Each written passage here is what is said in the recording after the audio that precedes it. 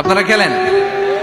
তো এই খেলা দেখে আনাস রাদিয়াল্লাহু তাআলা আনহু ভুলে গেলেন যে বিশ্বনবীর জামা আনতে হবে। উনি ভুলে যে উনিও দাঁড়িয়ে খেলা দেখতে শুরু করলেন।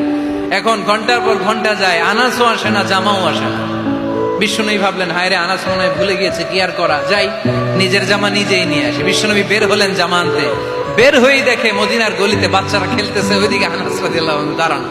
বিষ্ণু ইসলাম কিছু বললেন না, যে উনিও আনাস রাদিয়াল্লাহু তাআলা আনহুর পাশে দাঁড়িয়ে খেলা দেখতে আরম্ভ করলেন।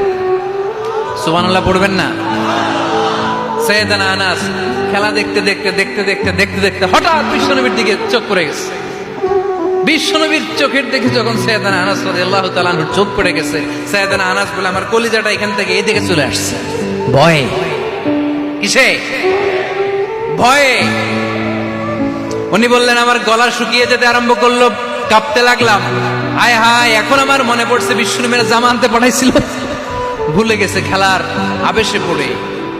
উনি বললেন, বিশ্বনবী আমারে ধমক দেন নাই, আমার গায়ে হাত তোলেন নাই, জামা আনতে পাঠাইছি, এখানে খেলা দেখতেছো এটাও বলেন নাই, বিরক্তিও প্রকাশ করেন নাই। বিশ্বনবী শুধু একটা হাসি দিয়েছেন, স্মাইল। কি দিয়েছেন? একটা মুচকি হাসি দিয়েছেন। কি হাসি?